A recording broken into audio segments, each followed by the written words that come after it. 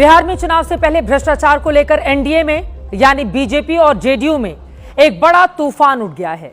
लेकिन सबसे चौंकाने की बात यह है कि इसमें विपक्ष यानी आरजेडी और कांग्रेस का, तेजस्वी और राहुल गांधी का कोई रोल नहीं है। जनसुराज के प्रशांत किशोर ने एनडीए पर जलती माचिस फेंकी।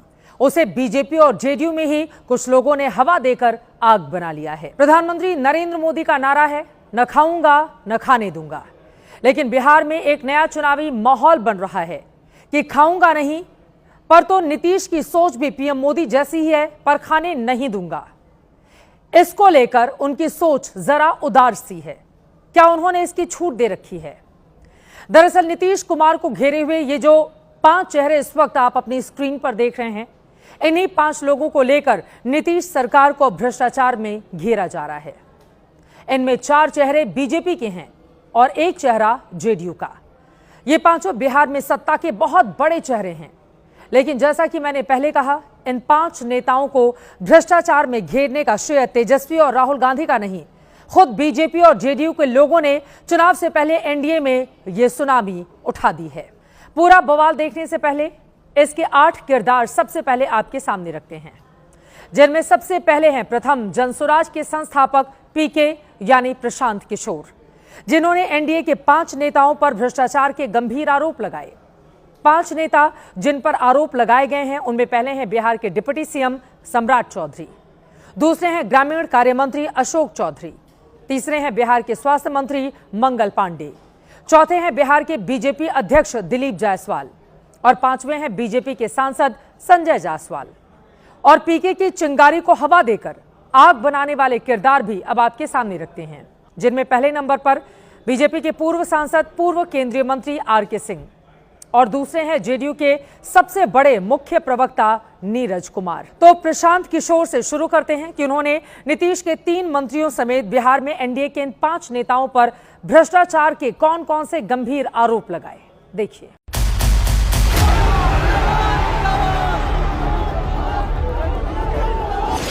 नेता सर्वदलीय अशोक चौधरी पिछले 2 वर्ष में 200 करोड़ रुपया से ज्यादा का संपत्ति, इन्होंने जमीन खरीदी है करीब 200 करोड़ रुपए।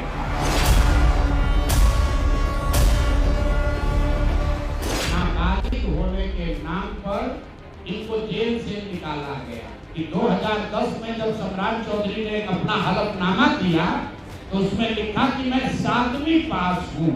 ये आदमी इतना फर्जी है, ये मैट्रिक का परीक्षा पास ही नहीं किया। दिलीप जायसवाल भाजपा का यहाँ अध्यक्ष, ये बताएं कि मेडिकल कॉलेज जिसके ये मालिक मुखिया बने हैं, किस आधार पर वहाँ पहुँचे, करतार सिंह जी के साथ क्या हुआ, कितने बिहार के नेताओं के परिवार से जुड़े हुए लोगों को मेडिकल की डिग्री दी गई। सफाई की गाड़ियों के बिल के नाम पर 5 करोड़ रुपया पेट्रोल पंप को नगर निगम ने किया है।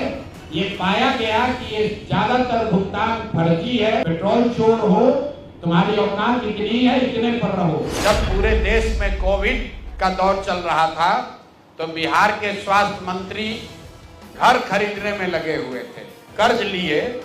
तो ये आपके पत्नी के अकाउंट में 2 करोड़ 12 लाख रुपया कहां से आ गया?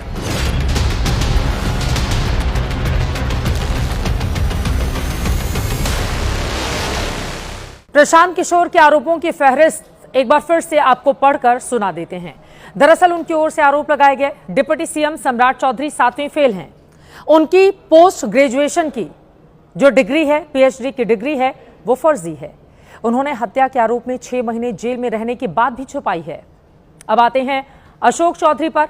अशोक चौधरी ने 2 साल में 200 करोड़ की संपत्ति बनाई, अपने पीएस के नाम से जमीनें खरीदी, बाद में जमीनें बेटी शांभवी चौधरी के नाम पर ट्रांसफर करा दी।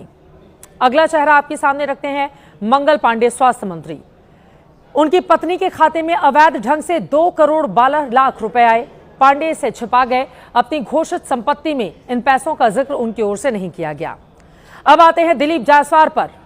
मंगल पांडे के बाद दिलीप जायसवाल ने 25 साल से मेडिकल कॉलेज की जमीन पर अवैध कब्जा करके रखा है। कब्जा बनाए रखने के लिए भीड़ को भड़काकर उन्होंने एक हत्या भी करवाई थी। और अब अगला चेहरा बीजेपी सांसद संजय जायसवाल का। अपने पेट्रोल पंप से फर्जी बिल बनाकर 5 करोड़ 87 लाख का घोटाला किया। पम के सामने फ्लाईओवर भी इन्होंने बनने नहीं दिया। सियासत में ऐसे आरोप नई बात तो नहीं है, चुनाव में वैसे भी इनकी फ्रीक्वेंसी बढ़ती जाती है, लेकिन प्रशांत किशोर के ये आरोप दबी हुई चिंगारी की तरह पड़े हुए थे। इन्हें एनडीए के अपनों ने ही अब हवा दे दी है। बीजेपी के पूर्व केंद्रीय मंत्री आरके सिंह और जेडीयू के मुख्य प्रवक्ता नीरज कुमार ने ढोल पीट पीट कर खुद ही आरोपों पर सफाई मांगनी शुरू कर दी अपने नेताओं से। ये कहा कि ये खुद आकर सफाई दे, वरना पार्टी इनसे जवाब मांगे। पहले पूर्व सांसद आरके सिंह को सुना देते हैं, जो इस वक्त बिहार बीजेपी में असंतुष्टों की आवाज बने हुए हैं। बिल्कुल सफाई देनी चाहिए। सफाई नहीं देने के कारण पार्टी की छवि धूमिल हो रही है, सरकार की छवि धूमिल हो रही है। तो चुप रहना कोई विकल्प तो है नहीं। जनता इसीलिए प्रश्न उठा रही है ना, जनता को लगता है कि जरूर जो आरोप लगाए गए उसमें कोई बल है, इसीलिए लोग बोल नहीं रहे हैं। आवश्यक है कि वो सामने आकर के बतावे कि नहीं साहब, सो सच्चाई क्या है।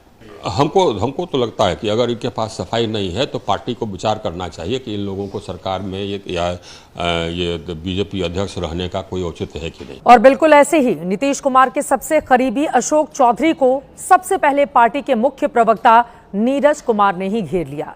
नीरज ने मीडिया में एक बड़ा बयान दिया। उन्होंने कहा कि मुख्यमंत्री नीतीश कुमार जी ने 20 वर्षों के कार्यकाल में और अपने पूरे राजनीतिक जीवन में अपनी ईमानदारी से राजनीति को नई परिभाषा दी है। उन पर एक पाई का भी आरोप साबित नहीं कोई कर सकता। जिन पर आरोप लगा है वही जवाब दें। नीरज कुमार का बयान आते ही जेडीयू का आधिकारिक बयान भी आ गया है। लाइन तय हो गई है कि आरोप अशोक चौधरी पर लगे हैं तो सफाई उन्हें ही देनी होगी।